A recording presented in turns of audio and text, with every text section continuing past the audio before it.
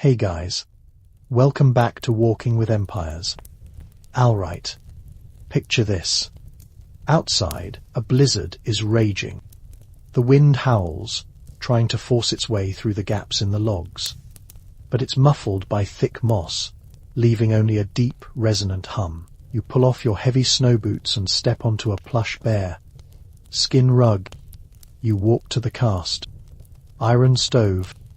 You're heating milk in a small copper pot, stirring in some cocoa powder with a wooden spoon. The gentle clinking of the spoon against the pot weaves itself into the white noise of the fire. Finally, you're sitting by the window, cradling a steaming mug, watching the snowflakes dance outside, feeling an unparalleled sense of warmth, safety, and a pleasant, encroaching drowsiness. Sounds nice, doesn't it? It's the perfect fantasy, a digital detox, before the digital age even existed. A cozy, minimalist escape from the noise of the world. It's the kind of image that sells boutique cabin rentals and overpriced flannel shirts. It is, of course, a complete and utter lie. It is a desperate, losing battle against a hostile environment. That warmth is a lie. So, let's take that beautiful snow globe fantasy, give it a good shake, and watch the grim reality settle. Let's ruin it, because that's what we do here. Congratulations!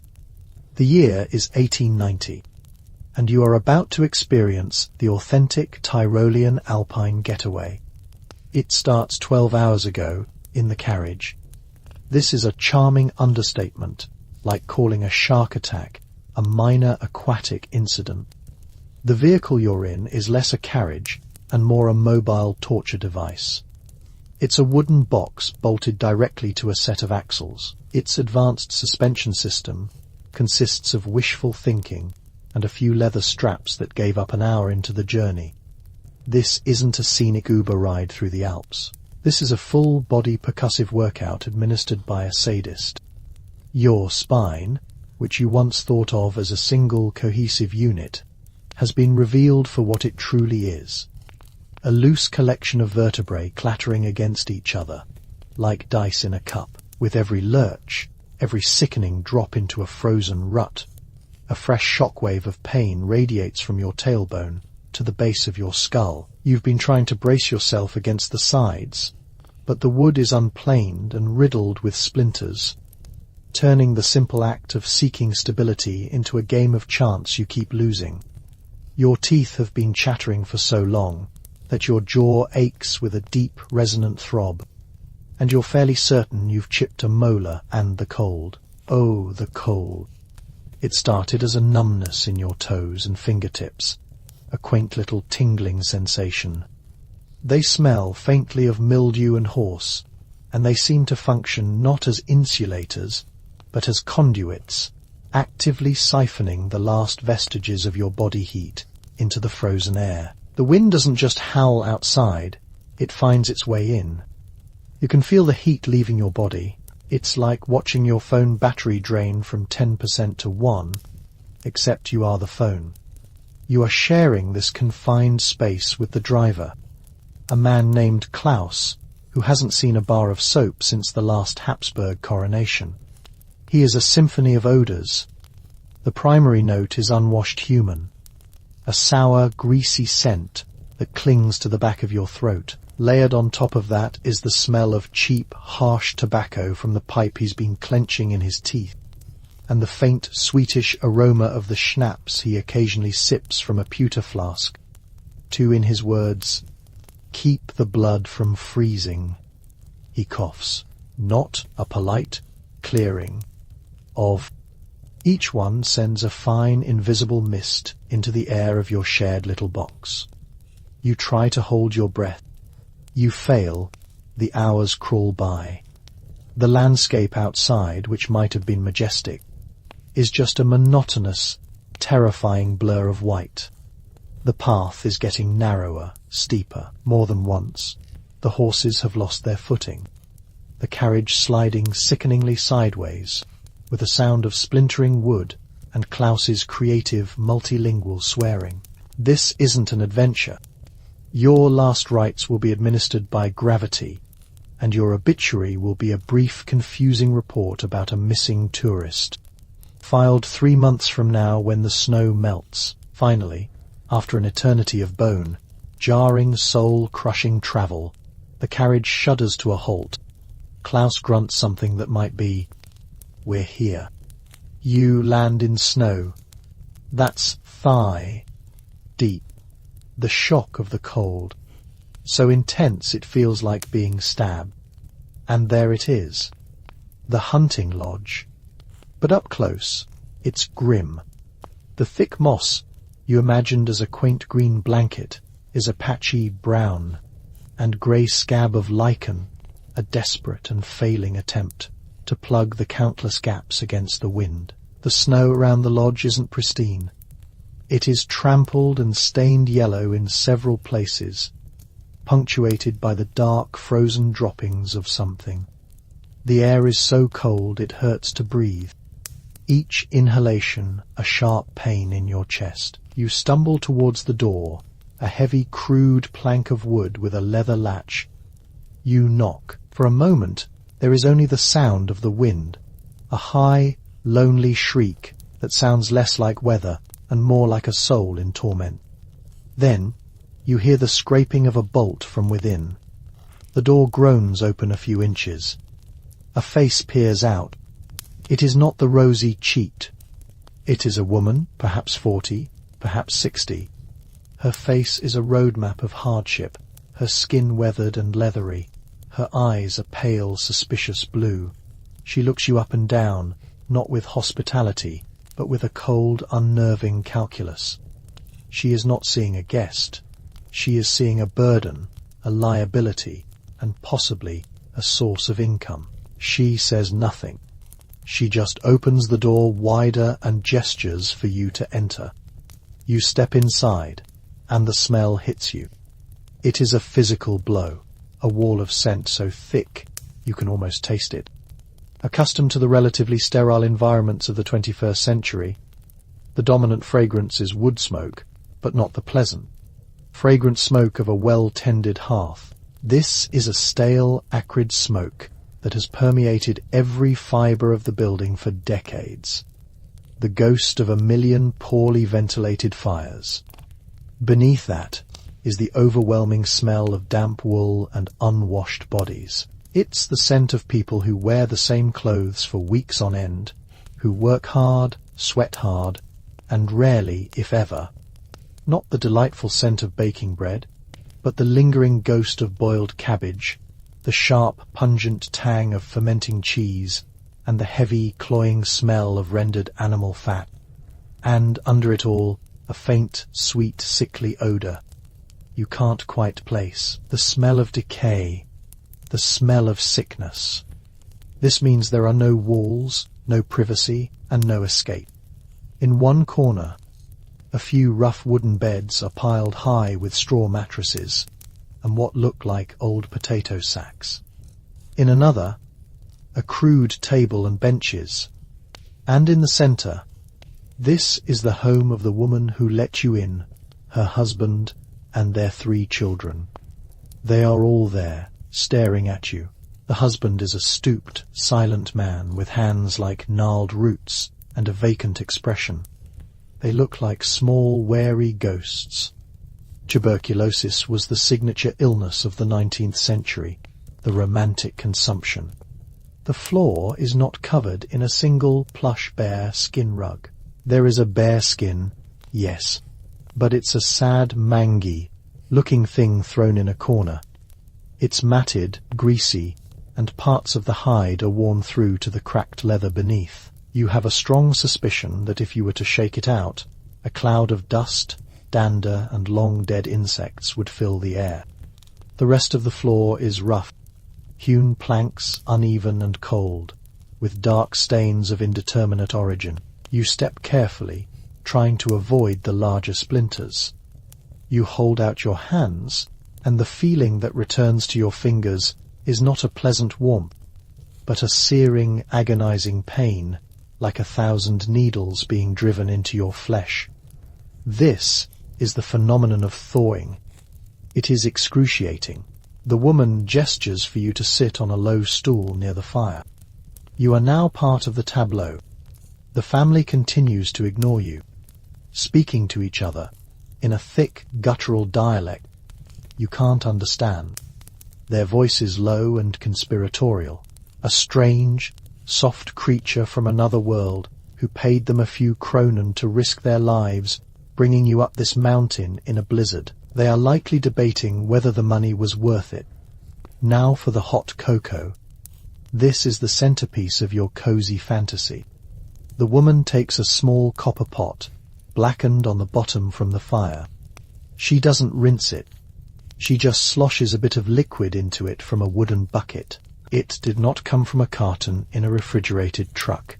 It came from the family's goat, which you can now hear bleating miserably from a small lean. To built against the side of the lodge, the milk is not pasteurized. It is not homogenized. She places the pot directly on the hot surface of the stove. Then she takes a small, grimy cloth sack and spoons a brownish powder into the warming milk. This is your cocoa. It is not single origin fair, a cork powder. It dissolves slowly, leaving a slightly gritty texture. She hands you a wooden spoon and gestures for you to stir. The spoon is greasy to the touch. You stir. The clinking sound against the copper pot is real, but it's not a charming melody. It's just a noise, competing with the wheezing cough of the small boy and the relentless screaming assault of the wind outside. The entire cabin groans and shudders with each powerful gust, the timbers creaking like the hull of a ship in a hurricane. You can hear the snow hitting the single small window pane like handfuls of thrown sand. This isn't comforting background noise. It's the sound of nature trying to kill you. The milk begins to steam. The woman wordlessly takes the pot from the stove, pours the murky, brownish liquid into a thick, chipped earthenware mug, and thrusts it into your hands. The mug is hot dangerously. You juggle it, the rough ceramic scraping against your still, painful fingers. You bring it to your lips. The first sip is a shock. It is thin, watery, and slightly sour from the goat's milk.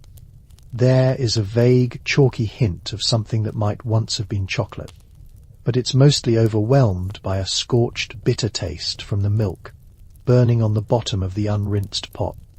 It is, in short, but it is hot. It is the only hot thing you've had in hours, and so you drink it, forcing it down, trying not to gag on the gritty sediment at the bottom. The family watches you, their faces impassive. You are a source of mild entertainment, the city fool who drinks burnt goat milk and calls it a luxury. You sit by the window, as the script demands, a blinding, disorienting white, out that erases the world. There are no mountains, no trees, no sky. The fire at your back is fighting a losing battle against the cold, radiating from the window, and the draft snaking across the floor. But it's not the pleasant, cozy sleepiness of a well-fed body in a safe place. This is the heavy, leaden exhaustion of a body that has been brutalized for 12 hours straight. It's the result of shock, calorie deficit, and the first insidious stages of hypothermia.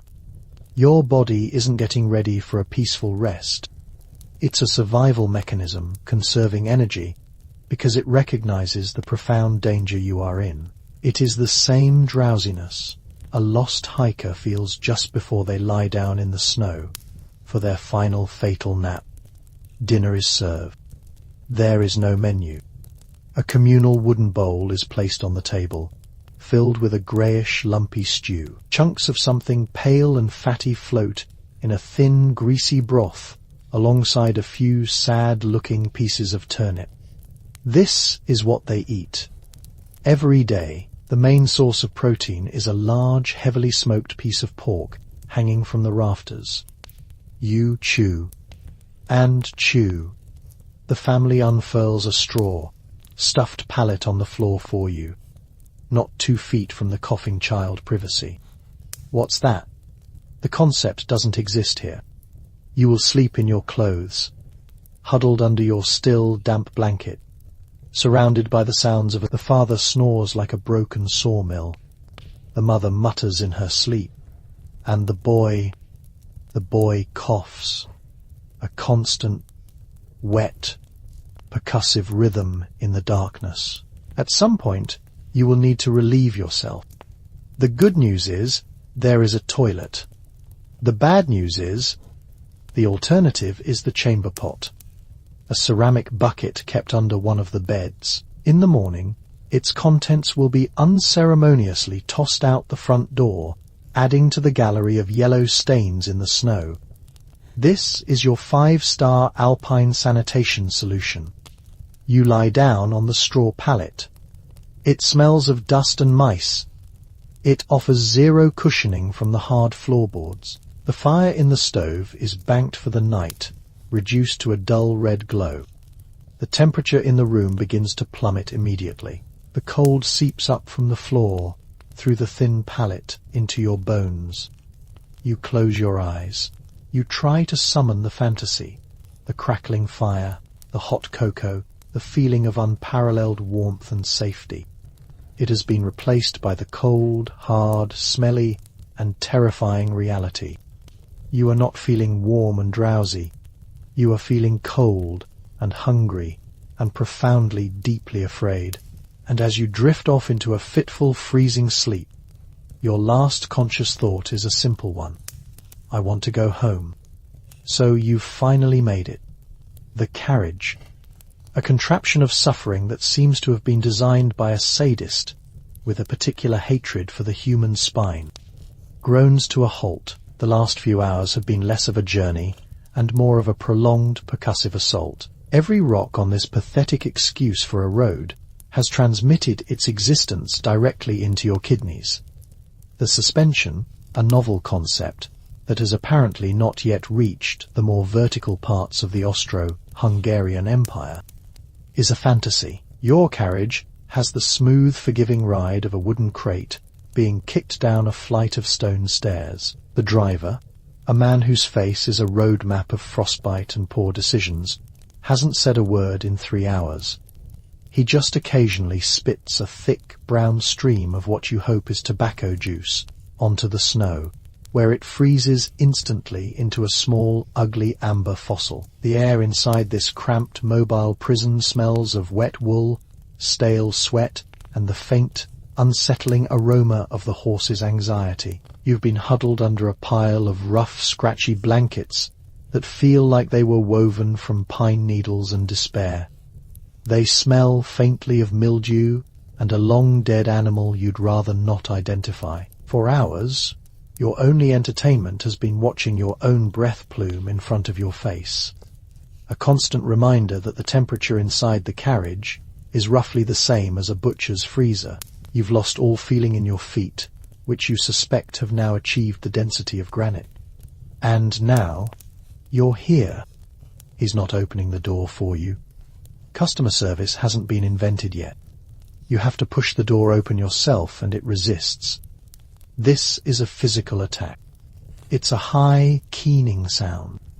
The noise of a vast, indifferent entity trying to scour the mountains clean of all life, including yours. It slams into you, a solid wall of cold that steals the air from your lungs and tries to tear the blankets from your grasp. The snow isn't snow. It's a horizontal blizzard of tiny, sharp ice crystals that sandblast your exposed skin.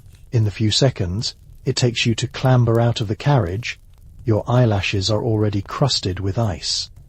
You land in snow that's not fluffy and white. It's deep, heavy and wet, instantly soaking through the worn leather of your boots and flooding your ankles with a cold that feels like a physical burn. You look up at your destination, your cozy little hunting lodge, your alpine retreat. It's a squat, dark shape hunched against the mountainside, looking less like a charming cabin and more like a pile of firewood that's given up on life. The logs are dark with moisture, scarred and weathered. There are no whimsical, carved eaves, no welcoming porch light. There is only a single, low-slung roof burdened with a crushing weight of snow, and a chimney that sputters a weak, pathetic stream of grey smoke into the screaming gale. The whole structure seems to be cowering, trying to make itself smaller to avoid the wrath of the storm. It doesn't look cosy, it looks terrified. The driver is already unhitching the horses, his movements economical and grim. He won't be staying for a cup of hot cocoa. He has to get back down the mountain before the path becomes completely impassable, or risk freezing to death with his animals. He gives you a nod that is less a greeting and more an acknowledgement of your impending doom. Then he and his carriage are swallowed by the swirling white chaos, and the sound of the horses' bells fades into nothing.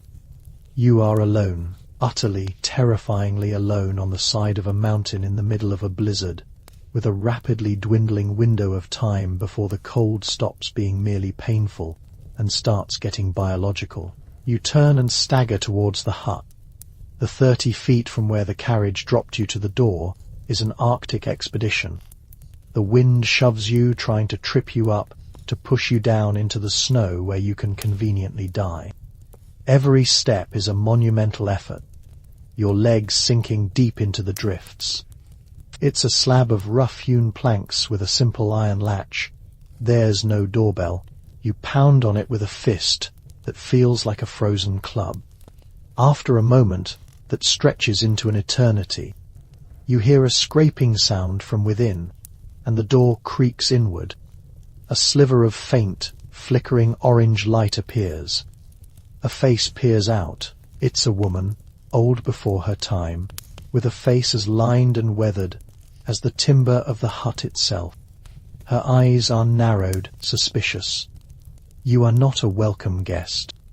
You are a liability, a stranger bringing the outside cold into her small pocket of warmth. She says nothing, just steps back, allowing you to stumble inside.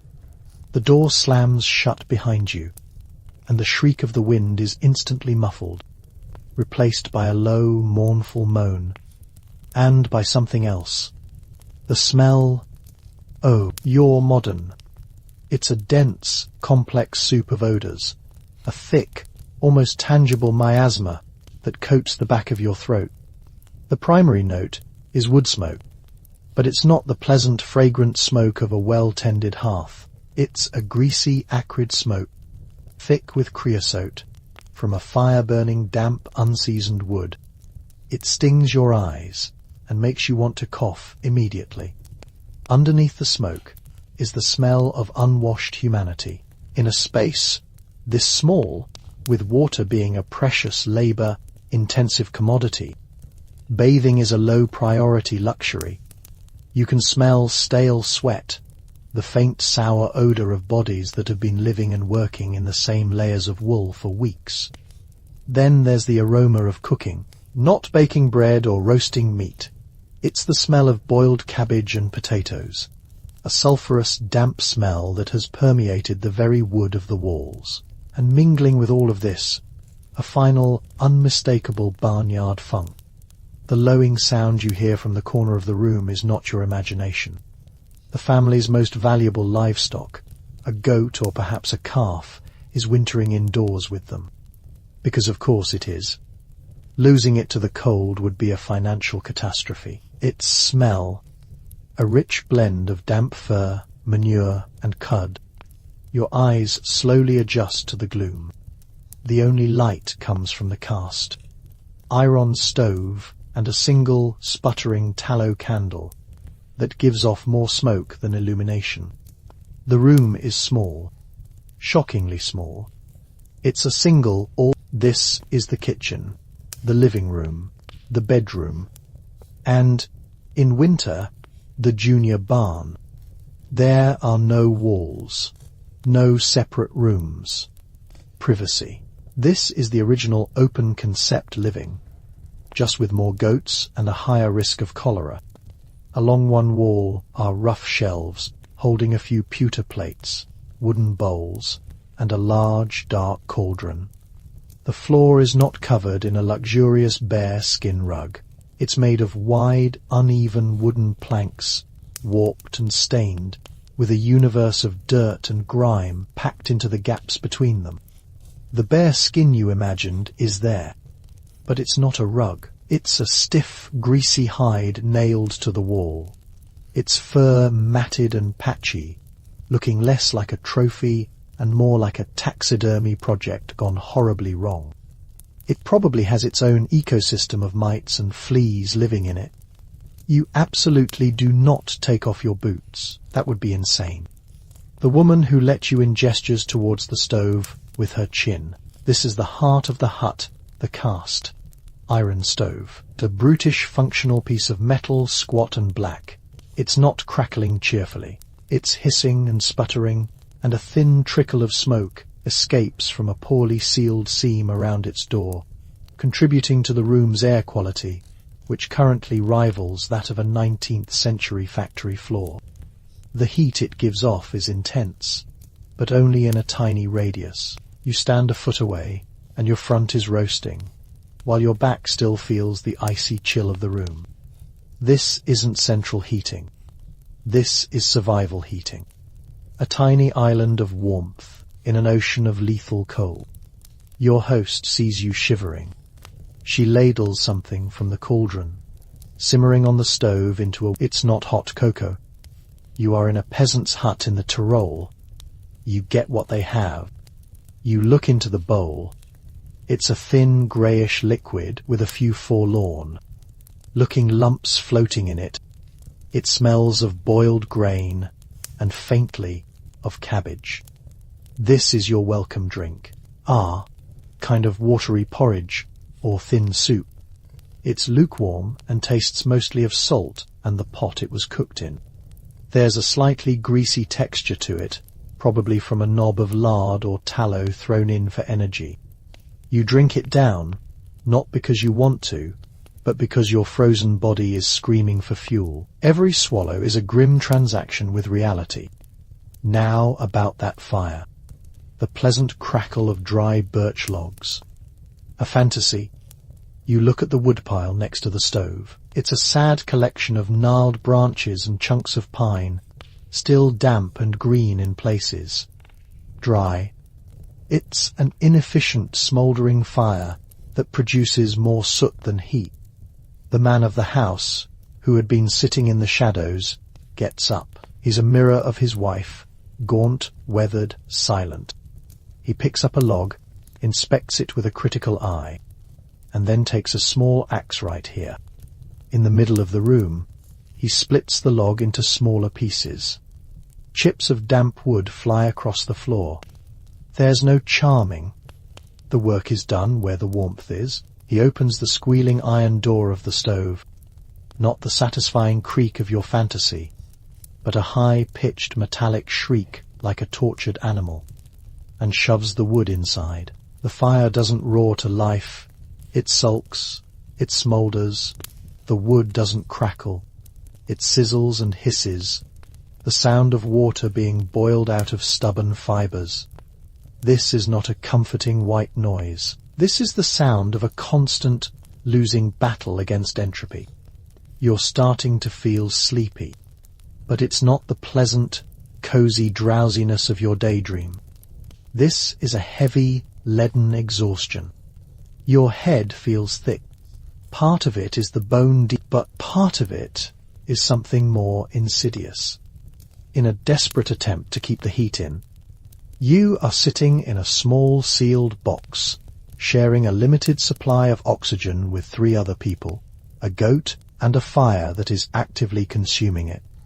The sleepiness you feel is the gentle, creeping onset of carbon monoxide poisoning. It's the kind of sleepiness that, if you lean into it too much, you might not wake up from. Your host points to the corner with the pile of straw. That's for you. Your bed. There's no guest room. It's not fresh, clean straw. You wouldn't dream of taking anything off. Your wet boots are an agony of cold. But the alternative is worse. You curl into a tight ball, pulling your scratchy blanket around you. There is no pillow. You use your arm, which promptly goes numb. The floor is hard. You can feel every warped plank through the thin layer of straw.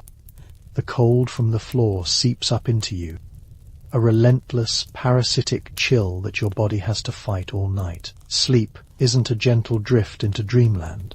It's a series of brief, fitful lapses into unconsciousness, punctuated by the cold, the hardness of the floor, the sound of the wind trying to claw its way through the walls, the man of the house coughing a deep, wet, tuberculous cough, and the soft, rhythmic chewing of the goat. You drift for a while in this miserable state, half awake, half asleep. At some point, the storm must have broken for a moment. The moon is out, driven by some strange impulse, a need to see the world outside this suffocating box. It's a small square hole, fitted with a single wavy, imperfect pane, fogged with condensation on the inside and caked with frost on the outside. You scrape a small patch clear with your fingernail and peer out. The scene is one of sublime, terrifying beauty. The blizzard has momentarily paused, and the moon, a cold silver disk in a sky of impossible clarity, illuminates the world. The landscape is not a gentle rolling winter wonderland.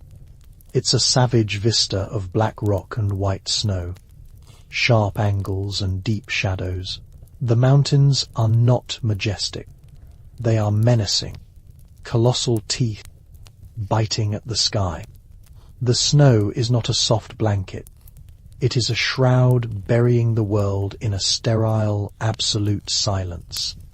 There is no sign of life, no light from another, just the wind, which has dropped to a low, predatory whisper, and the immense, crushing indifference of the Alps.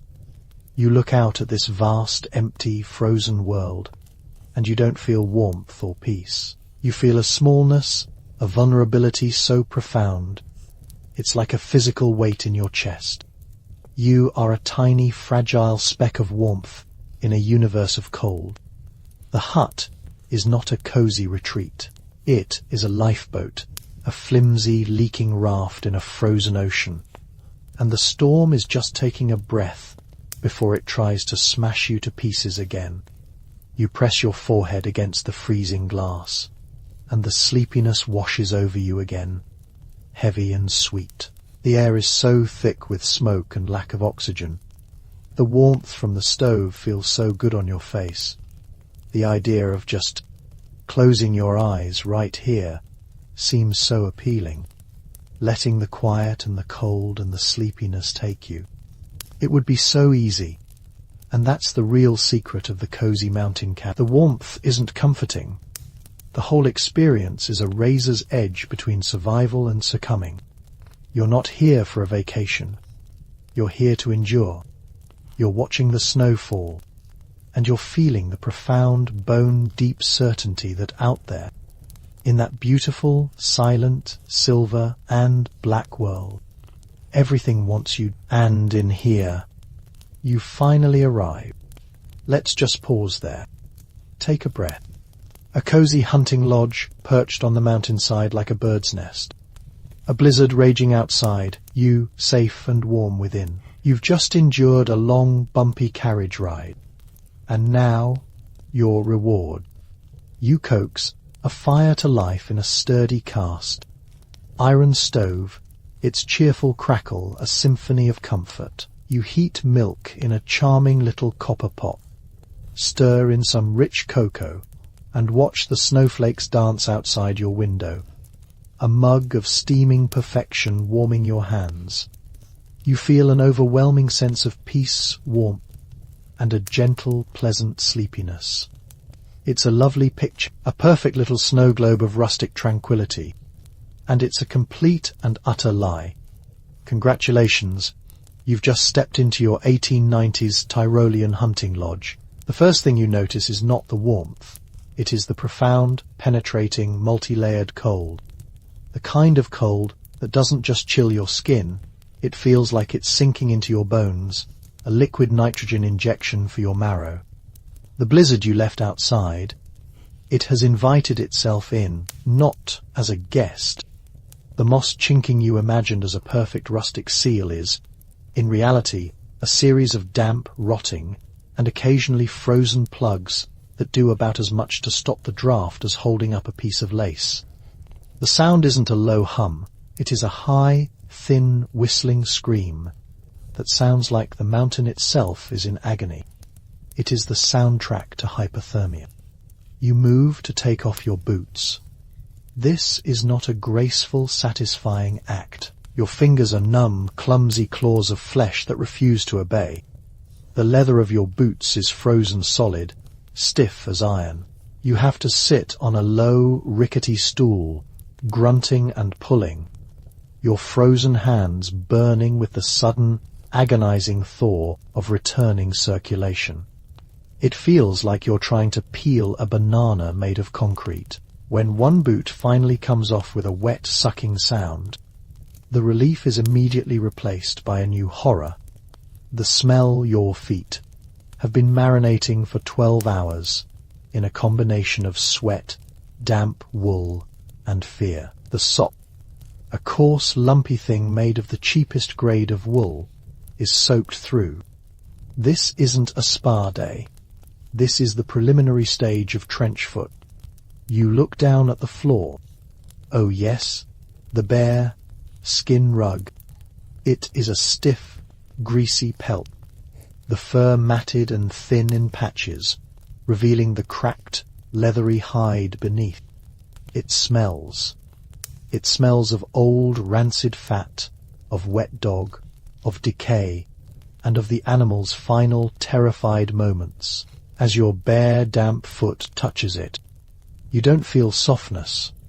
You feel a cold, slightly sticky surface, and the unsettling prickle of coarse guard hairs. You get the distinct impression that if you stood there for too long, something currently living in the fur might decide to migrate. Sit feels less like a luxury carpet, and more like you're standing on a flattened, taxidermied traffic accident. Your eyes adjust to the gloom. The only light comes from one small, grimy window and the faint, dying embers in the stove. The open, concept living of this one. There is the sharp, acrid smell of stale wood smoke, the damp, earthy funk of the moss and dirt floor, a faint but persistent undertone of unwashed human bodies, and something else, something vaguely like boiled cabbage and regret. This is the aroma of poverty, isolation, and poor ventilation. But there is a stove, a great, black, cast, iron beast squatting in the corner like a malevolent deity. You stumble towards it, your socked feet instantly soaking up the damp chill from the uneven floorboards. The stove is cold to the touch. The embers within are little more than a few sad grey flakes. Time to be the rugged mountaineer. The screech of rust on rust is a sound that sets your teeth on edge, a sound that says, I haven't been properly maintained since the fall of Rome. You need wood. You were told there would be wood, and there is. A small, precious pile of it, stacked near the stove. It's birch. Yes. But it's not the perfectly seasoned kiln. Dried timber of your fantasy. Some pieces are damp. Some have ice. You select the driest, looking logs and shove them inside. It's probably last month's news from Innsbruck, full of dreary reports about crop failures and the emperor's gout. You crumple it up, shove it under the logs, and search for a match. You find a small tin box. Inside, a handful of sulphur-tipped matches. They are a minor miracle of 19th century chemistry, and also tiny, unreliable sticks of brimstone. It sputters, releases a puff of eye-watering sulphur dioxide that smells like a visit to hell's front door and goes out. You try another. Sami result. On the third try, a fragile flame catches. Smoke, thick and grey, immediately billows out into the room, not up the chimney. This stove, the design philosophy was less about heating the room and more about not immediately asphyxiating the occupants. A low bar, which it is currently failing to clear. You're coughing, inhaling a cocktail of soot and carcinogens. This isn't the gentle scent of wood smoke. This is like being waterboarded with an ashtray. But then, a small miracle, a draft, a log catches. And then another. And there it is. It's a series of sharp gunshot, like snaps and pops as pockets of moisture and sap in the wood explode. It's the sound of a desperate battle against the cold, not a peaceful surrender to comfort. You stand before the stove, basking in its meagre offering. Here's the reality of 19th century heating. You have created a tiny 2-foot radius of searing, skin-drying heat. Step outside this magic circle, and you are right back in the Arctic tundra of the rest of the cabin. The front of your body feels like it's getting a mild sunburn. The back of your body is still reporting its location as somewhere north of the Arctic Circle. This is not warmth. This is a thermal tug. Still, it's better than nothing. Still, it's hanging from a hook on the wall. It's charmingly dented. A mild but effective poison that forms when acidic foods or liquids are left in an unlined copper pot. It adds a certain piquancy, and also stomach cramps, nausea, and violent vomiting. But hey, it's rustic. You need milk. Where does one get milk in a remote hunting lodge in 1890? You don't pop down to the corner store for a carton of 2%. You go to the source, and the source, in this case, is probably a single, sad-looking goat tethered in a small lean.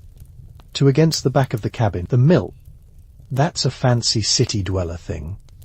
This milk is raw, carrying with it whatever microscopic life forms the goat was hosting that day. Every sip is a game of microbial roulette. You find a small pail of it, covered with a thin cloth. A skin has formed on top. You poke it. It wobbles like a pale, dead thing. Someone must have carried this all the way from a proper town. You pry it open. Inside is a dark brown powder. You give it a sniff. It smells faintly of chocolate, but also of dust, and something else you can't quite place. Here's a fun fact about the late 19th century. Food adulteration was not just common, it was an art form. Finely ground brick dust was a favourite for adding colour and weight. Sawdust. You are about to make hot brick, dust, and goat milk. What about water? Except for the bird droppings, the airborne bacteria, the particulate matter from every fire within 100 miles, and whatever animal decided to relieve itself on that particular patch of snow before you scooped it up. Cholera typhoid. Merely a scoop away. But you're thirsty. You ladle some of the questionable water into your pot of questionable milk. You place the pot on the stovetop. It begins to warm, the goaty, dusty smell intensifying. You need a spoon. You put it in the pot and begin to stir. It is a rough scraping sound as the wooden spoon grinds against the bottom of the pot. You can almost feel it scraping up that faint green shimmer of verdigris, mixing it right into your beverage. While you wait, let's talk about that sleepy feeling, that cozy, comfortable drowsiness from the fantasy. There are a few historical explanations for it. You've just spent the better part of a day, or even two, being physically battered by a non-air ride suspension carriage, on a road that was more of a suggestion than a paved surface. Your entire body is a symphony of bruises and aches. Of course you're tired. Another, more interesting possibility is carbon monoxide. It is producing heat, yes, but it is also producing a steady, invisible stream of carbon monoxide. That might be your brain cells quietly, peacefully suffocating. It's the ultimate dark humor of the past. The very thing you're relying on for survival is also subtly trying to kill you. Your cocoa is hot. It's not steaming because the milk is too thin and the heat too inconsistent. It's just hot. You pour the greyish-brown liquid into a thick, earthenware mug that has a chip in the rim, a perfect little harbour for more bacteria. You hold it in your hands. It is warm. The glass is warped and full of bubbles, distorting the scene outside into a swirling, drunken mess.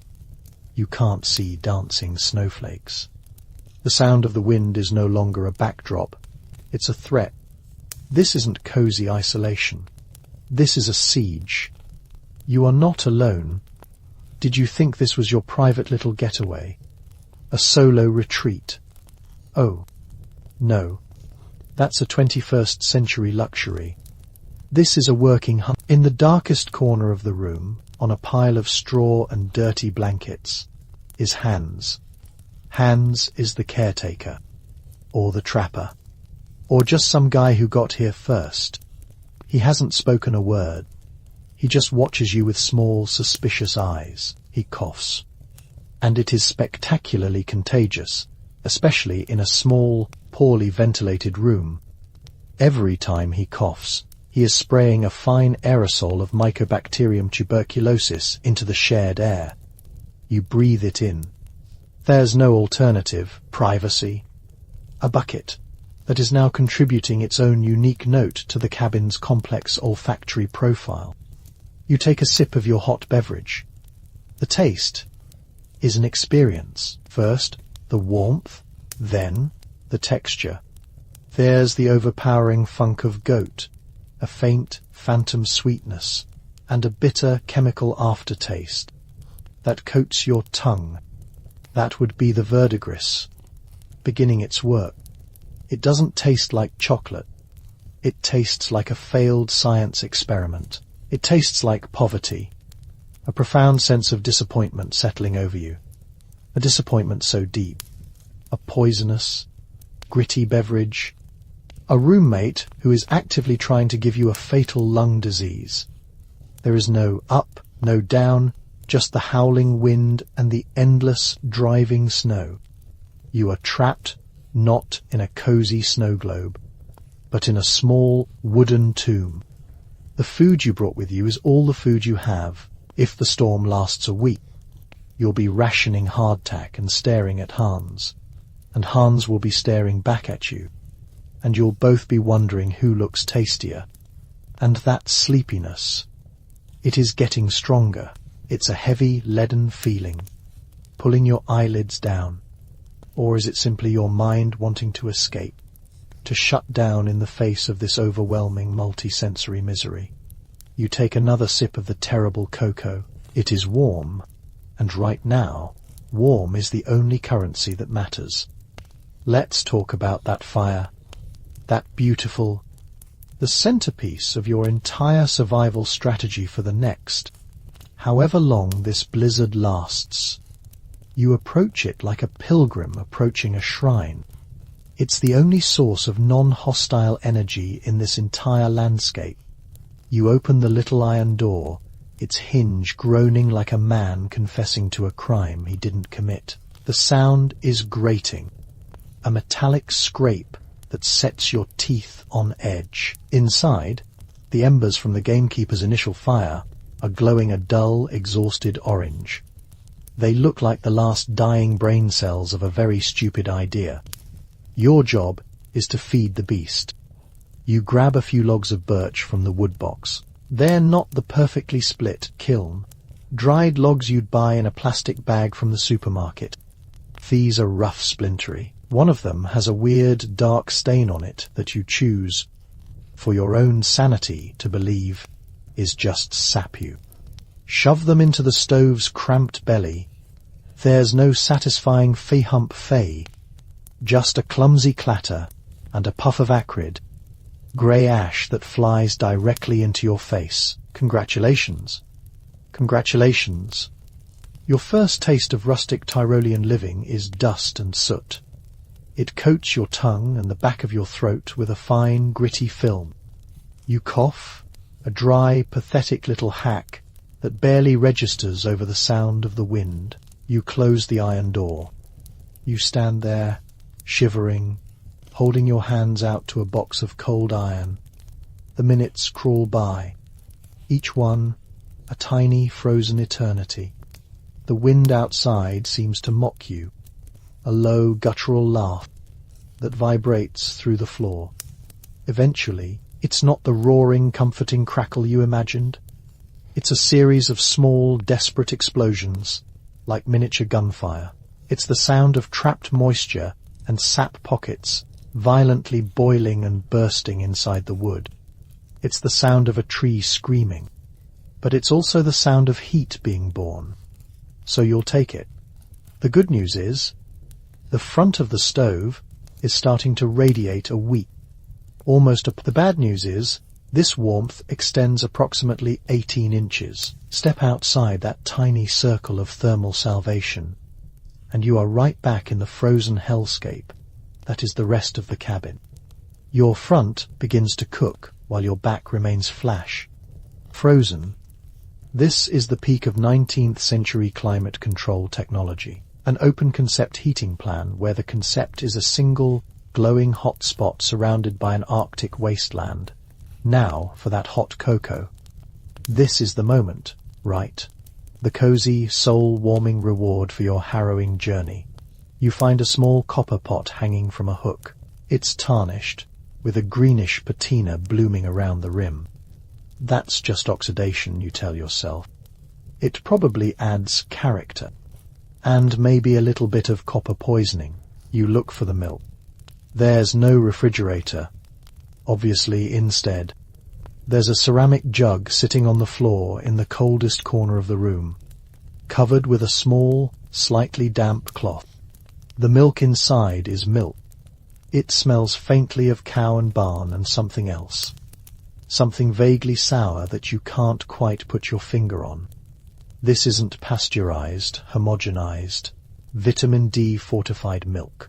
This is raw, straight from the teat, complete with whatever microscopic life forms were enjoying a swim in it. This morning, bovine tuberculosis was a leading cause of the human version of the disease. But hey, it builds character and a persistent cough. You pour the milk into the copper. It makes a thick, glugging sound. You know this because you saw the gamekeeper do it earlier. He seems to derive a quiet, grim satisfaction from it. Next, the cocoa powder. You find it in a small tin canister with a faded label.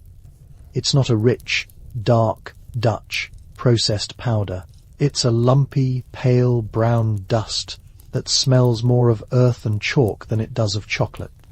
You spoon a few hesitant heaps into the warming milk. They don't dissolve. They just float on the surface like little brown icebergs of disappointment. You need a spoon. You find a wooden one, resting in a grimy jar with some other utensils. The spoon's bowl is stained a dark, mysterious color from 1,000 previous stirrings. You dip it into the pot. The sound of the wood scraping against the copper is not a charming tinkle. It's a rough, scratchy noise, like a rat trying to chew its way through a wall. And stir. A skin forms on the surface, a pale, wrinkled membrane that you have to keep breaking with the spoon. It looks like an old man's eyelid finally. You decide it's as good as it's going to get. You pour the concoction into a heavy ceramic mug. The mug is thick, chipped, and has a faint, greasy film on it, as if it was last washed in cold, mutton-flavoured water. You hold it in your hands. It is admittedly hot. The warmth seeps into your frozen fingers, and for a moment, you almost feel human again. The second sensation is texture. It's gritty. The undissolved cocoa powder coats your tongue and teeth like a fine layer of silk. The third sensation is taste. It's underwhelming. A weak, watery, vaguely chocolate-ish flavour undercut by the sour tang of the unpasteurized milk. and a faint metallic bitterness from the copper pot. This is not a decadent treat. This is a functional delivery system for warm liquid. It's the 19th century equivalent of a gas station cappuccino. But it's hot, and right now, that's the only metric that matters. The glass is not a single, clear pane. It's a series of small, warped, bubbly squares of glass, held together by lead framing. Looking through, it is like looking at the world through the bottom of a bottle. The blizzard isn't a gentle cascade of fluffy flakes. It's a violent horizontal assault. The snow doesn't dance. It attacks. It's a churning, blinding wall of white, so thick you can't see more than 5 feet from the cabin. There is no majestic mountain view. There is only the abyss.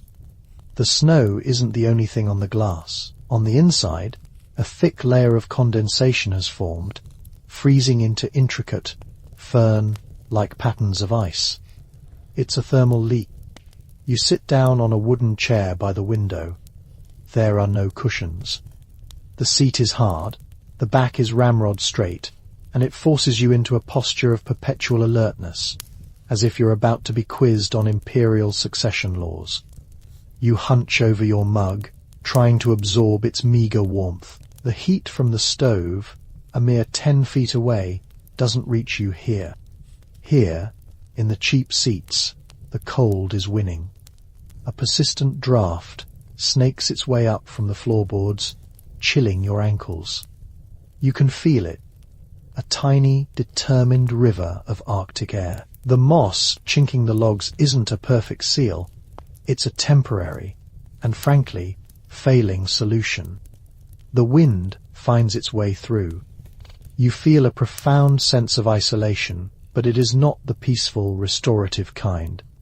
It is the you are a tinny, insignificant speck about to be erased by nature kind. The sound of the wind is constant. A low, every now and then, a stronger gust hits the cabin, and the whole structure groans in protest. You hear a sharp crack from the roof. Is that a branch falling? Or is it the roof beam finally giving up? You have no way of knowing. You just sit and listen and sip your gritty cocoa and wonder how many ways there are to die in this rustic paradise. You're starting to feel sleepy. Your body is fighting a multi-front war against the cold, against the physical toll of the journey, against the sheer psychological weight of being trapped. The warmth from the mug is making your eyelids heavy. The monotonous drone of the wind is a hypnotic lullaby. And there's another factor. The stove, it's burning wood in a poorly ventilated space. A certain amount of carbon monoxide is an unavoidable part of the experience. It's a premium feature of 19th century living.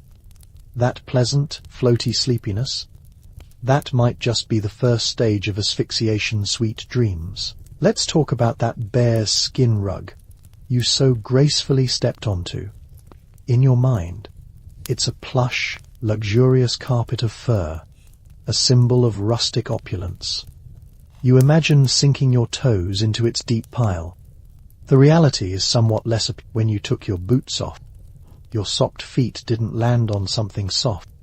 They landed on something stiff, cold, and vaguely greasy. The rug is not fluffy. The fur is coarse and matted, especially in the areas that see the most foot traffic.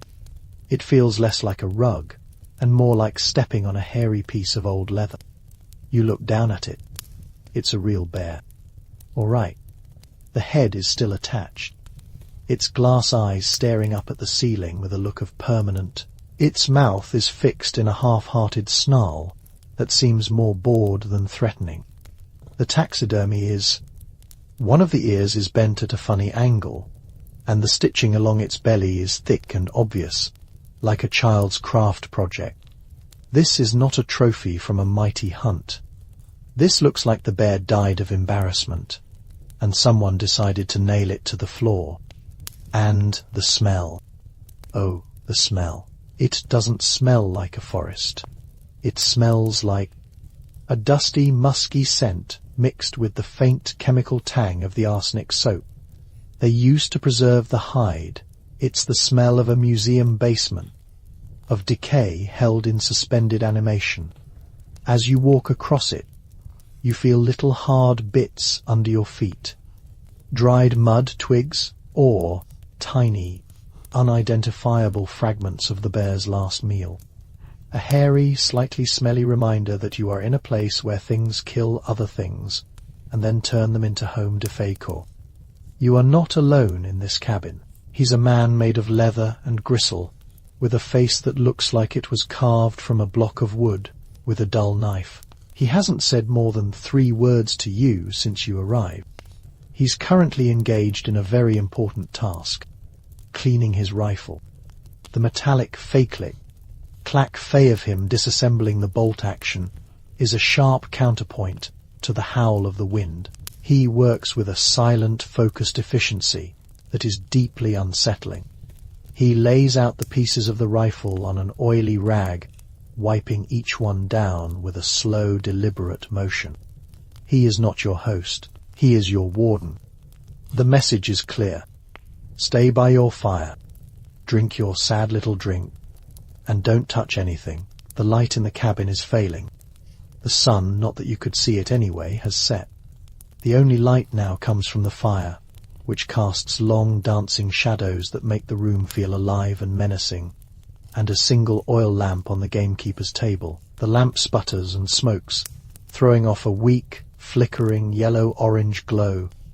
The light is thick, almost tangible, and it smells of kerosene and hot metal. It makes your eyes water. Reading by this light would be an exercise in masochism, guaranteed to give you a blinding headache in under 10 minutes. So you just sit and stare. The shadows on the wall twist and writhe. The mounted deer head in the corner seems to watch you, its glass eyes glinting in the firelight. You're starting to get hungry. A real gnawing hunger this time. The gritty cocoa was not a meal.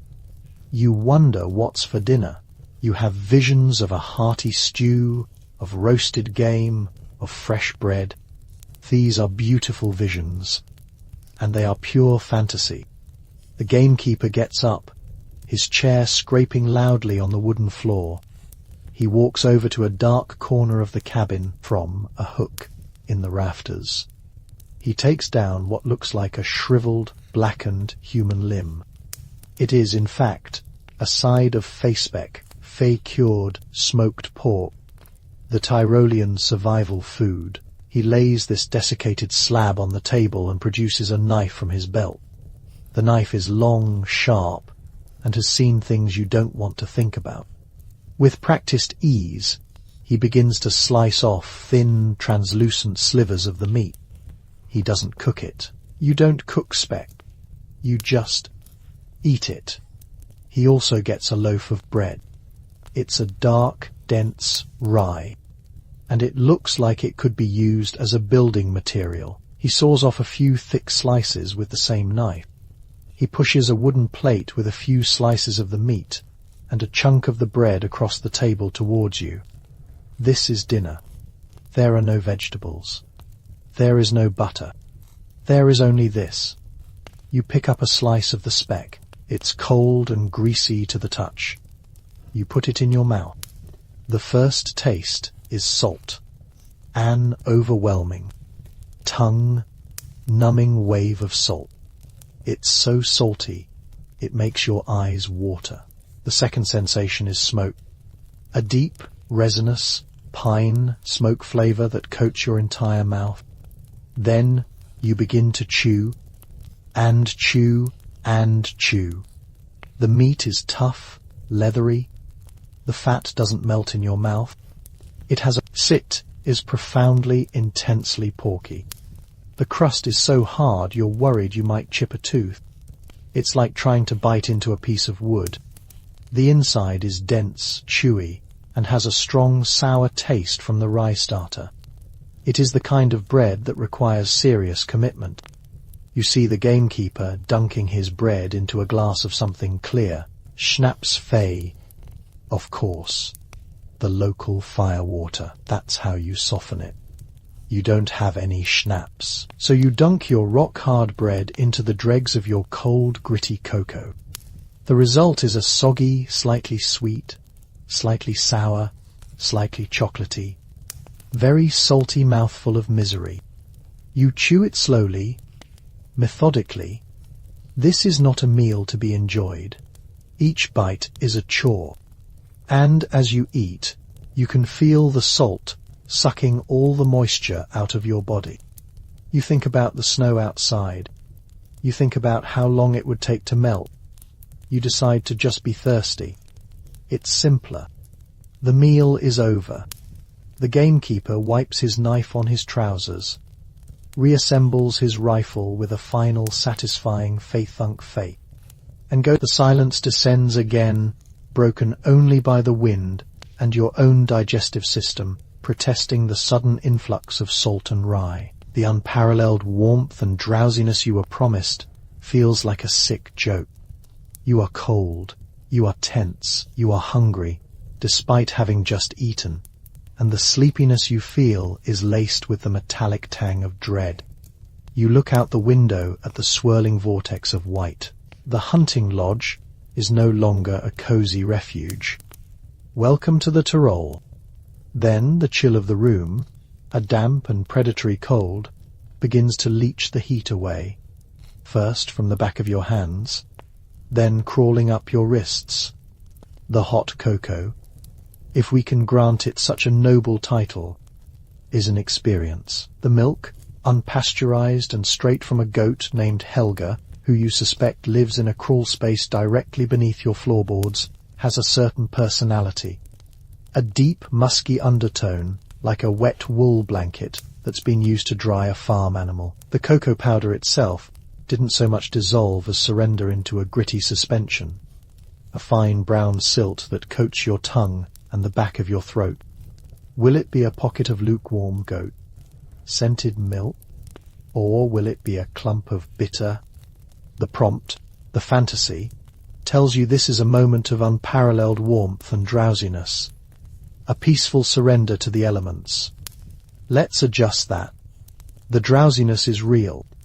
I'll give you that. It's a heavy, thick feeling behind your eyes, a dull pressure in your skull. This isn't the gentle sleepiness of a well-fed body in a warm bed. This is the first whisper of carbon monoxide poisoning. The cast iron stove, your supposed saviour, is a triumph of 19th century inefficiency. Sit devours wood with ravenous hunger, but radiates heat only a few feet in any direction. Worse, its ventilation is, to use a technical term, garbage.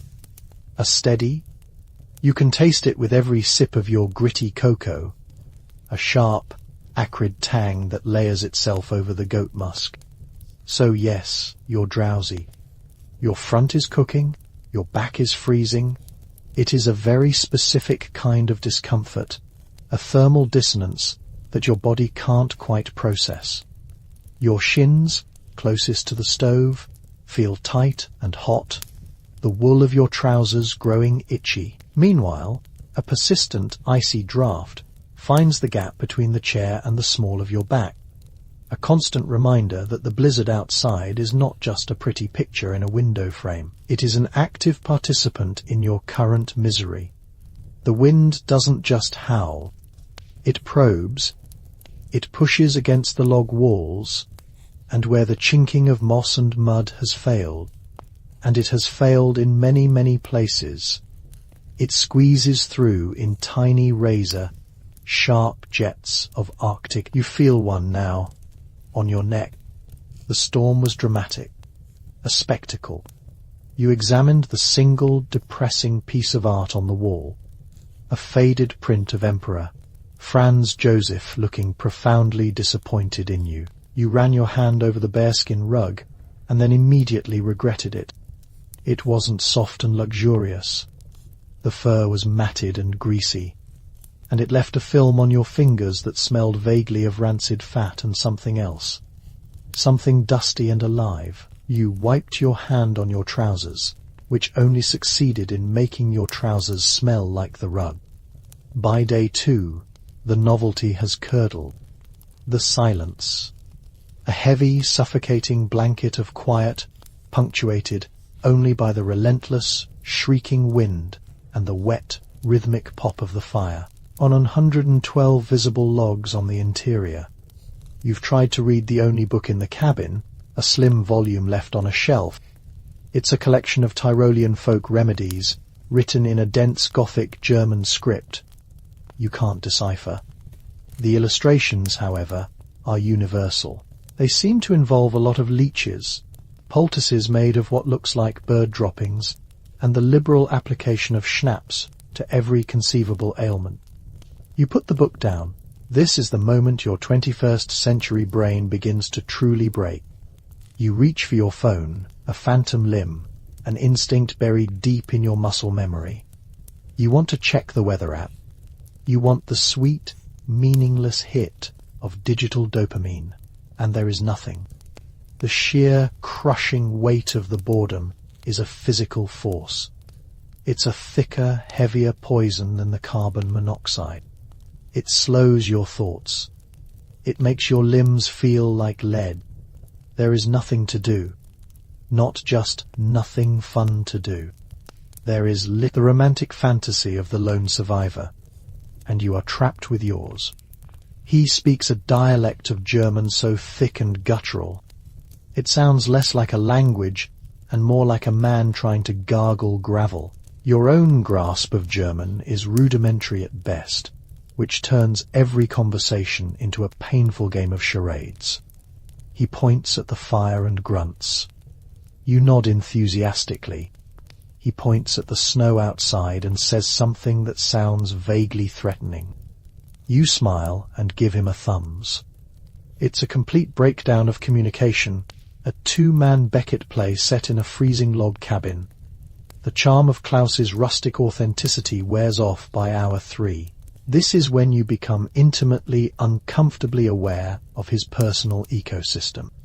The man exudes a complex bouquet of aromas. The foundational layer is old, unwashed human. A sour, greasy smell that clings to his clothes and hair. Layered on top of that is the sharp, pungent scent of the cheap, unfiltered cigars.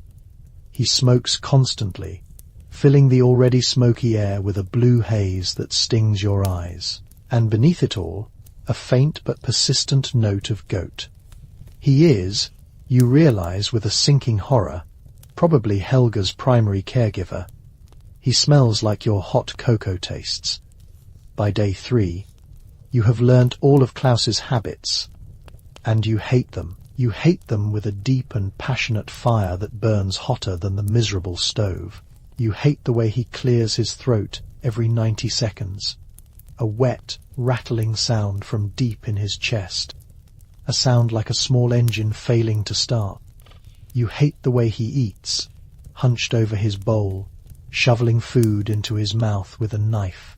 He seems to pulverize the food through sheer force of will. You hate the way he sharpens his hunting knife for hours. He'll just sit there. This isn't a multi-room cabin with a guest suite. This is a one-room affair. An open, concept living space, as a modern real estate agent might spin it. There are 2 straw-stuffed mattresses in the corner, separated by about 3 feet of floor space. That's it. There is no privacy. There is no personal space. There is only the shared, stinking, smoky darkness. And Klaus snores. Oh, how he... It is not a gentle, rhythmic rumble. It is a symphony of biological horror. It begins with a series of small, wheezing snorts, like a piglet in distress. This is followed by a long, drawn-out, gurgling inhalation that sounds like someone trying to drink a swamp through a straw. The crescendo is the exhale, a sudden, explosive snort of such force and volume that it seems to shake the very logs of the cabin. And it is never, ever consistent. The rhythm is chaotic. unpredictable. Just as you begin to drift off into a shallow, unsatisfying sleep, he will unleash a snore so violent it jolts you back to full, resentful consciousness. You lie there in the dark, the air thick with the smell of smoke and Klaus, listening to the wind howl outside and the biological storm raging 3 feet away from you, and you fantasize about smothering him with his own greasy pillow. This is the warmth and drowsiness the travel brochures failed to mention. A single wooden bucket kept in the corner farthest from the stove. Using it is an exercise in speed and desperation. The cold of the wood is a shock to your system, and the entire process is overseen by the silent, judgmental gaze of Emperor Franz Joseph from his frame on the wall. The bucket, of course, does not get emptied. Where would it go? It just sits there, a growing monument to your shared digestive processes. The smell, initially manageable, begins to assert itself. It mingles with the smoke, the goat, the unwashed Klaus, and the rancid bearskin, creating a unique and unforgettable miasma. Washing consists of melting a pot of snow, which always has a faint taste of pine needles and dirt, and using a single stiff rag to wipe your face and hands. The water is never quite hot enough, and it feels like a pointless gesture.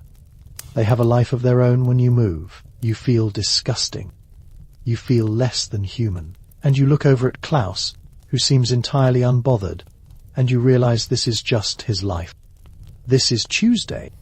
For him, the bucket in the corner is a premium feature, a convenient alternative to a sub-zero trek through a blizzard. You are soft. You are weak. And you smell almost as bad as he. The food situation has deteriorated. The romantic notion of a well-stocked larder, full of smoked sausages and wheels of cheese and jars of preserves, was just that, a notion. The reality is subsistence. The first couple of days, there was bread. There was a hard, salty cheese that you had to shave into slivers with a knife. There was some kind of cured smoked meat that was so hard it was like chewing on a leather strap. It was flavorful in the way a mouthful of salt and smoke is flavorful. This morning's breakfast was a revelation in culinary misery. He boiled a pot of water and stirred in a handful of coarse rye flour, creating a thin, grey, lumpy gruel. It had the texture of wet cement and the flavour of cardboard. He ate his bowl with gusto, smacking his lips, occasionally using his finger to scrape the last of the grey paste from the sides. He offered you a bowl, and because the alternative was not eating. This is the stark, simple calculus of survival. You don't ask, what do I want to eat? You ask. The good news is, the gruel is technically food. The bad news is everything else. Each cough sends a jolt of pain through your ribs, and with the cough comes the fear, a cold, creeping dread that is far more chilling than any draft. Is this just a cold? Or is it bronchitis? Or the great terror of the 19th century? There is no WebMD to consult for a terrifying and probably inaccurate self-diagnosis. There is only Klaus. He notices your coughing. He watches you for a while, his head cocked to the side like a curious bird. Then he grunts, gets up, and rummages in a small wooden chest. He returns with his version of a medical kit. It consists of a clove of garlic and a bottle of schnapps. His instructions, conveyed through a series of grunts and elaborate gestures, are clear. You are to peel the garlic clove, slice it in half, and put 1/2 in each of your boots. Then you are to drink a significant quantity of the schnapps. The schnapps, you discover, is a brutal, fiery liquid that smells like paint thinner and feels like swallowing a torch. Burns all the way down, leaving a trail of fire in its wake. It does absolutely nothing for your cough, but it does make you feel dizzy and slightly detached from reality, which you suppose is a form of treatment. You now have a hacking cough, a headache from the cheap liquor, and your feet smell like an Italian restaurant. Your 19th century wellness journey is off to a spectacular start. The psychological strain is the worst part. The world has become a feedback loop of misery. The wind shrieks, your chest aches, Klaus snores, the room stinks. Repeat, ad infinitum. You find yourself having long, elaborate, imaginary arguments with Klaus. You argue with him about the way he stirs the gruel. You argue with him about the precise, most annoying frequency of his throat clearing. You argue with him about his very existence. In your head, you are eloquent, cutting, vicious. In reality, you just sit there, staring into the fire, your jaw clenched. The sensory deprivation starts to play tricks on you. In the constant, monotonous howl of the wind, you begin to hear things, voices, whispers. A word just on the edge of hearing. You'll snap your head up thinking Klaus said something. But he's just sitting there, polishing his boots with a greasy rag. Oblivious, the shadows in the corner of the room, cast by the flickering firelight, seem to twist and move when you're not looking directly at them. The eyes of the dead bear on the floor seem to follow you. Is this cabin fever? You are a prisoner of a simpler era, and you are discovering that simple is just another word for brutal. There is no escape. There is no distraction. There is only the fire, the wind, the smell, the boredom, and the slow, grinding erosion of your sanity. And that is the most terrifying thought of all. The cozy little hunting lodge has become your tomb, and the snow, the beautiful, silent, endless snow, is just piling more earth on the lid. Hey guys, welcome back. So, for the past few hours of your life, or a few episodes, depending on your binge watching habits, we've looked at the grandeur and the grime, the palaces and the poverty. We've discussed the politics, the diseases, and the truly appalling lack of functional plumbing. But I know what some of you are thinking. You're holding on to one last, stubborn, romantic fantasy. The one that whispers to you on a cold night when you're scrolling through pictures of rustic getaways. It's the topic you sent us, translated into a lovely little narrative, the cozy Alpine cabin, the idea that, far away from the squalor of the cities, there existed a pocket of serene, comfortable bliss.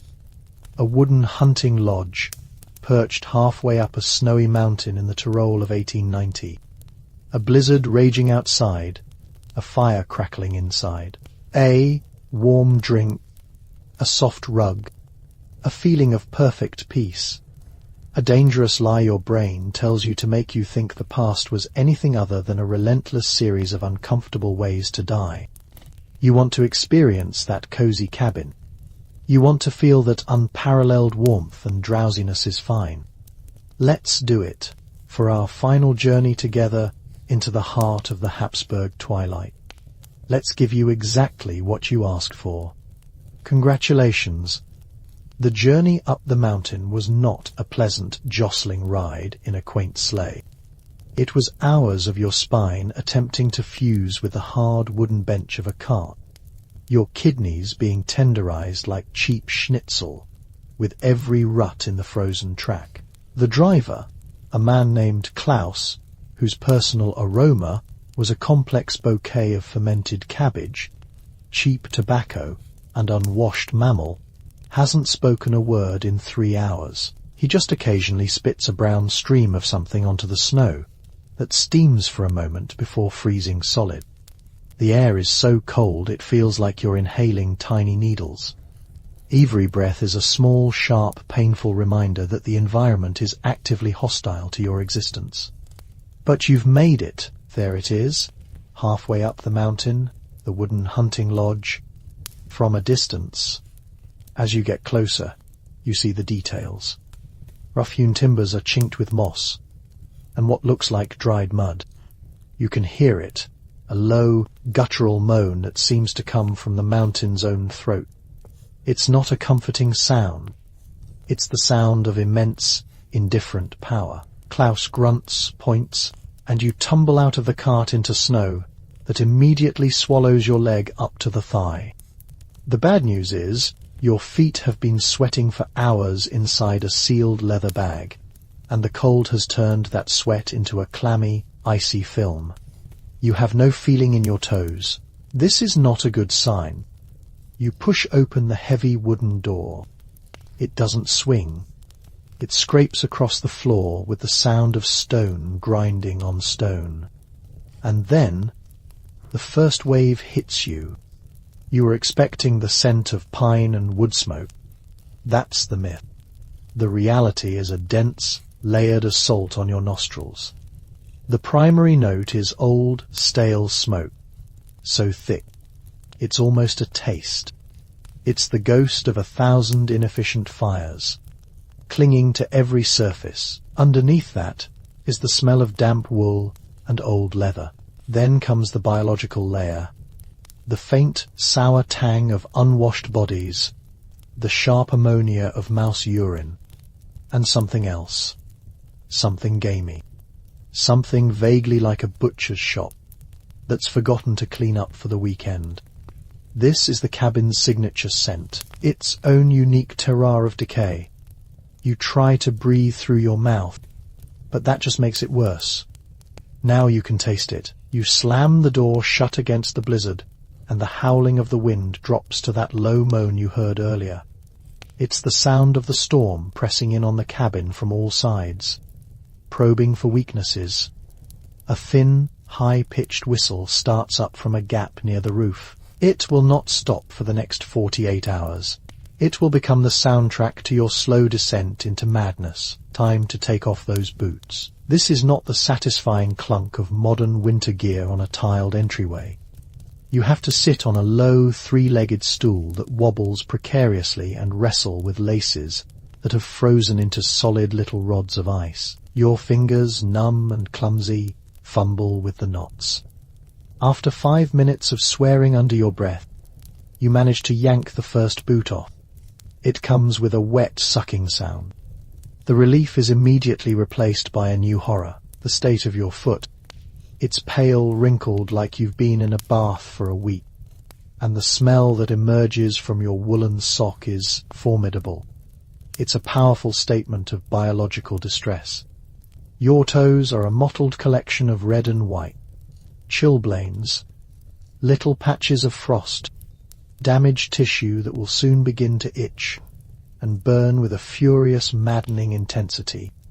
There is no cream for this. You will just have to endure it. But look, there it is. This is not a professionally tanned, sanitized, decorative item from a home goods catalogue. This is a bear, or it was. A local hunter shot it, skinned it, and treated the hide using methods that haven't changed much since the Iron Age. The primary tanning agents were likely animal brains and woodsmoke.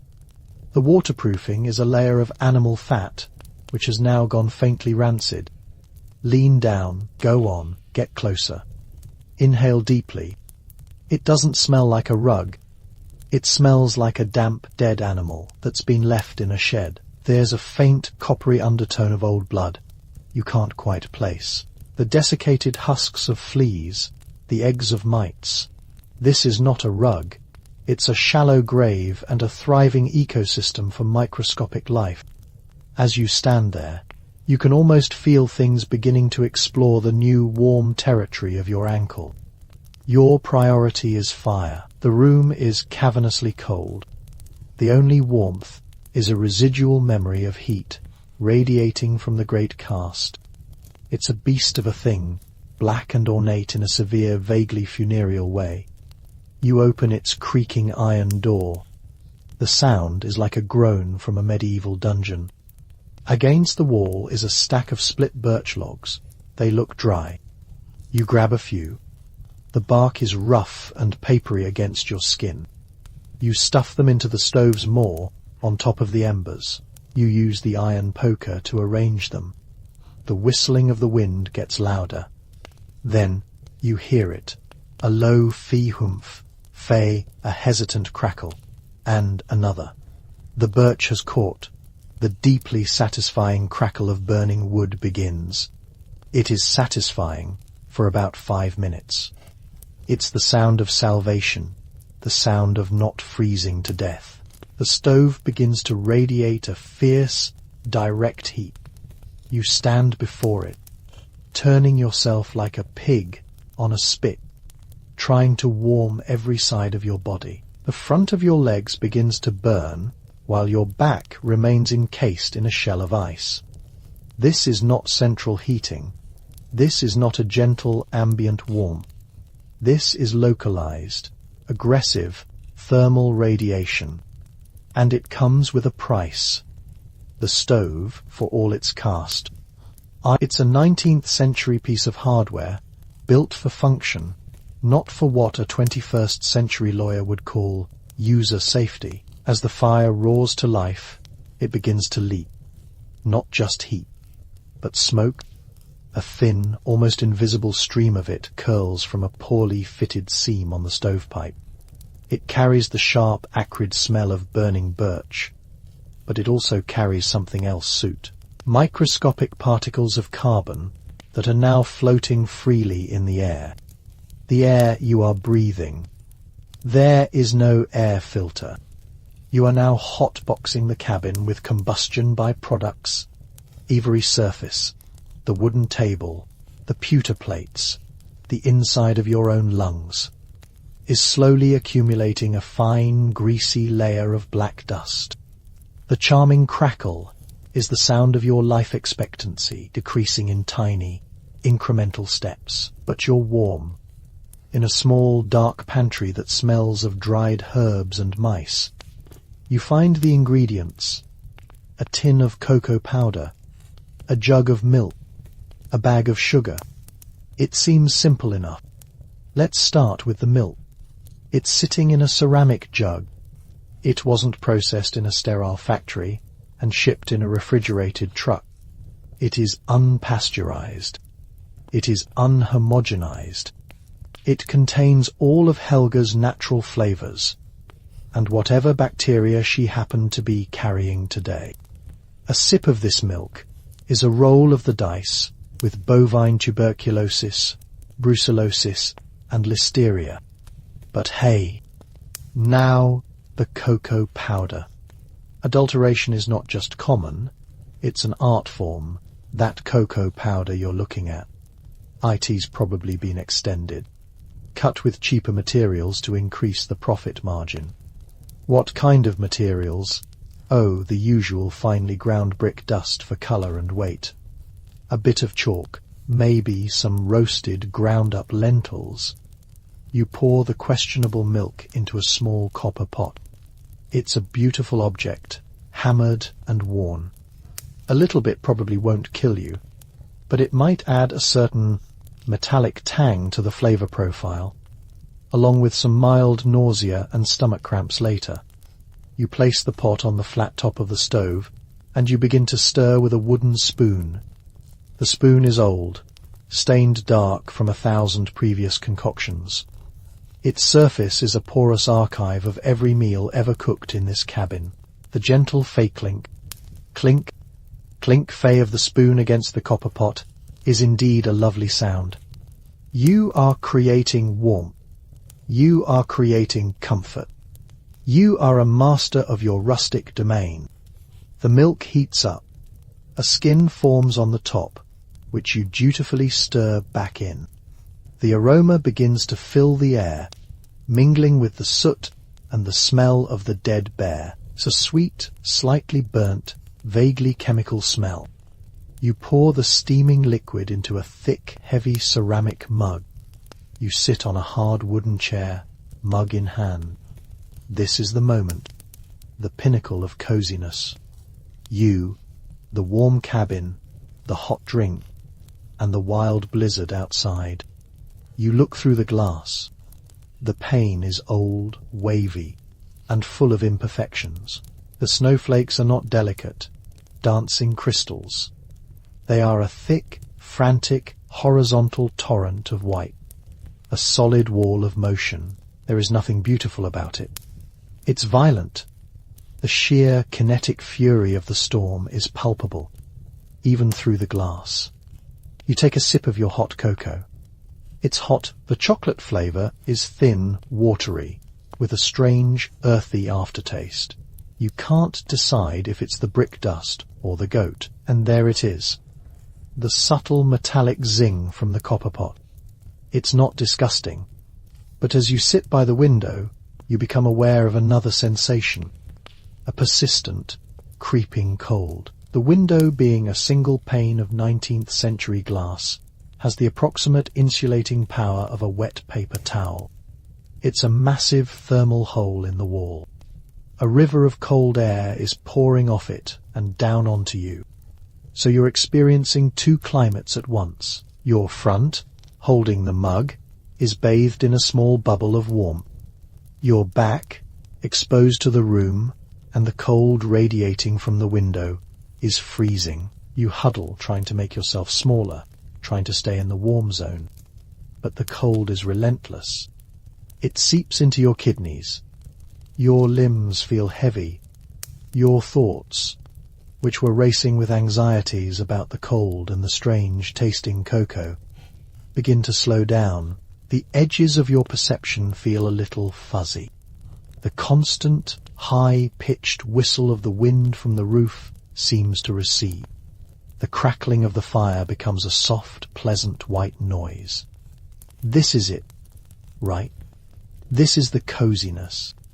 This is the peace. A small, dull headache is beginning to throb gently at your temples, but it's distant, unimportant. You feel a profound desire to just close your eyes, to just sleep right here. Carbon monoxide is its primary guest star. It's colourless. It's odourless. And it's currently filling the poorly ventilated cabin you're sitting in. Your red blood cells have a choice. They can bond with oxygen, or they can bond with carbon monoxide. And they are 200 times more attracted to carbon monoxide. It's not a fair fight right now. Your blood cells are gleefully abandoning oxygen and hooking up with this new, exciting molecule. It's a death pact. They form a stable compound called carboxyhemoglobin. It's a one-way trip. Those blood cells are now useless. They can no longer carry oxygen to your tissues, to your organs, to your brain. The drowsiness you're feeling, that's your brain being slowly, gently starved of oxygen. The pleasant warmth, a side effect of your blood vessels dilating. The dull headache, the first real symptom. Soon, it will be joined by dizziness, confusion.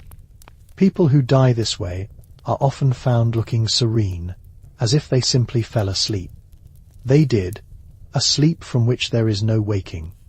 The food is a cocktail of bacteria and industrial waste. The arsenic-laced taxidermy owl staring at you from the shelf with its dead glass eyes could kill you if you licked it. The very air you breathe, thick with soot and carbon monoxide, is becoming your enemy. The fantasy of the cozy cabin is the most dangerous myth of all. It mistakes survival for comfort. It confuses a temporary truce with a hostile environment for peace. The warmth isn't a luxury. It is a desperate necessity. The shelter isn't a choice. It is the only thing standing between you and a frozen grave. The drowsiness isn't a sign of relaxation. It is a fatal symptom. So go ahead. Close your eyes. Lean your head back. Enjoy that feeling of unparalleled warmth and drowsiness. Asterisk, asterisk, asterisk.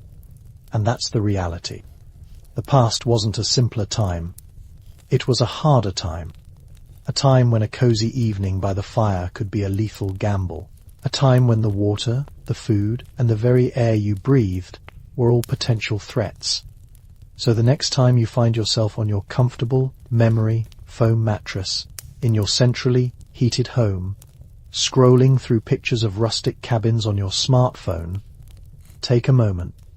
Breathe in that clean, filtered air. Go to your kitchen and pour a glass of water from the tap, confident that it won't give you cholera.